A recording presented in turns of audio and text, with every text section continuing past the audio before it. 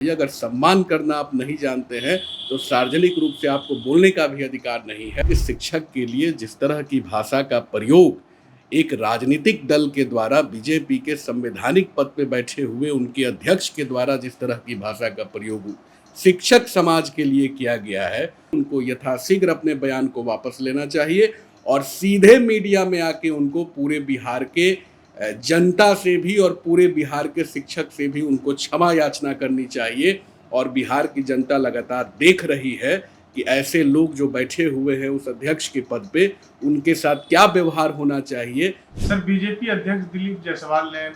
आज press conference में शिक्षकों को लेकर के गाली गलौज की भाषा जैसा इस्तेमाल किया कि हम अपने समय में शिक्षकों को भी गाली दे देते थे, और ऐसी संस्कृति वो दिखाने की प्रयास की कि शिक्षकों को भी यहाँ का बच्चा गाली गलौज कर देते। इस पर आपकी क्या प्रतिक्रिया है? देखिए अभिषेक जी, सबसे बड़ी बात है आज के परिदृश्य में कि यह एक ऐसे दल के अध्यक्ष हैं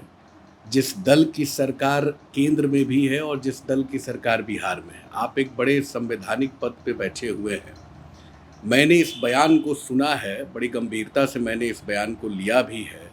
और जिस भाषा का उन्होंने प्रयोग किया है वह भी शिक्षक समाज के लिए जिस भाषा का उन्होंने प्रयोग किया है,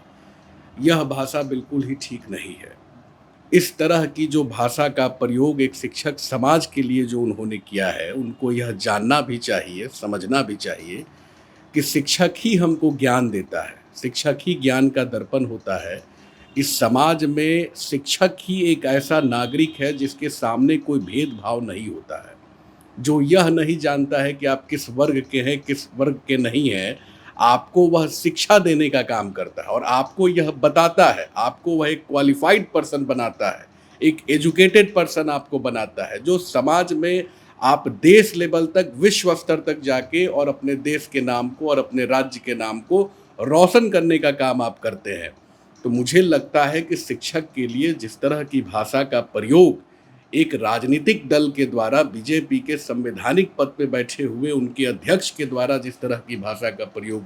शिक्षक समाज के लिए किया गया है, तो मुझे लगता है कि यथाशीघ्र उनके अध्यक्ष को अपने इस असंसदीय भाषा को तुरंत निकालना चाहिए और पूरे बिहार के शिक्षक समाज के लिए जो भाषा का प्रयोग उन्होंने किया है, फ्रंट लाइन पे आके और पूरे बिहार के शिक्षकों से उनको माफ़ी मांगनी चाहिए। सर, आपने माफी की मांग की क्योंकि उन्होंने सार्वजनिक रूप से इस भाषा का इस्तेमाल किया। उन्होंने बताने का कोशिश किया कि यहाँ बच्चे इस तरह के होते हैं कि अपने शिक्षकों को भी गाली। मैं ये जानना चाहता हूँ कि क्या बिहार की ऐसी संस्कृति रही है आप क्या? देखिए अभिषेक जी, बिहार की कभी ऐसी संस्कृति रही नहीं है।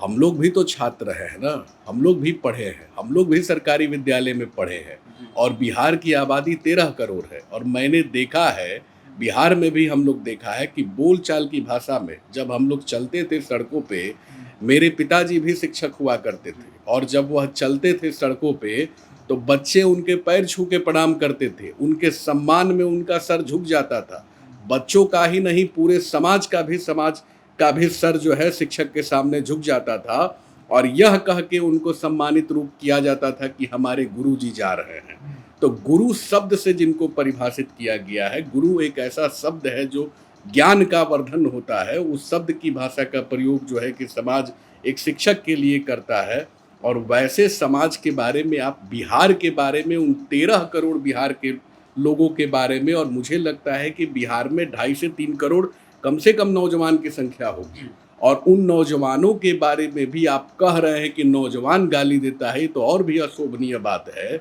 आप पूरे बिहार वासियों के ऊपर इस तरह के भाषा का प्रयोग कर रहे हैं, तो मुझे लगता है कि ऐसे दल के जो शीर्ष नेतृत्व के लोग हैं उनको भी देखना चाहिए कि हमने कैसे व्यक्ति को वहाँ पे जाके बैठा दिया है, जो व्यक्ति इस चीज़ों को समझ नहीं पा रहा है कि बिहार की भाषा क्या रही है। बताइए कि आज की परिदृश्य में अभिषेक जी, हम लोग जानते हैं कि बिहार वासी लोग जी लगा के किसी को भी संबोधित करते हैं जी। हम लोग भी, जैसे आप अभिषेक हैं तो हम लोग बोलते हैं अभिषेक जी बोलते हैं।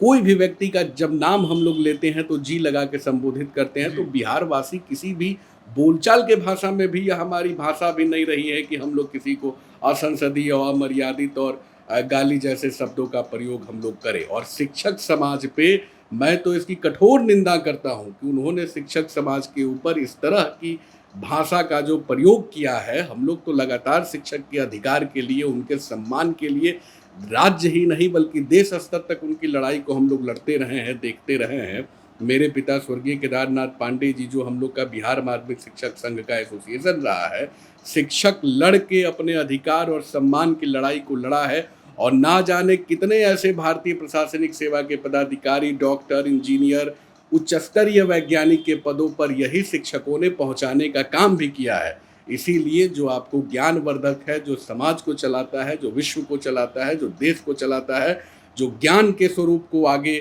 बढ़ाने का काम करता है, ऐसे व्यक्तित्व के ऊपर आपको मर्यादित भाषा का प्रयोग करना चाहिए। अगर सम्मान करना आप नहीं जानते हैं तो सार्वजनिक रूप से आपको बोलने का भी अधिकार नहीं है। और मुझे लगता है कि इस दल के जो व्यक्ति हैं उनको यथाशीघ्र अपने बयान को वापस लेना चाहिए और सीधे मीडिया में आके उनको पूरे बिहार के जनता से भी और पूरे बिहार के शिक्षक से भी उनको क्षमा याचना करनी चाहिए। और बिहार की जनता लगातार देख रही है कि ऐसे लोग जो बैठे हुए हैं उस अध्यक्ष के पद पे, उनके साथ क्या व्यवहार होना चाहिए। मुझे लगता है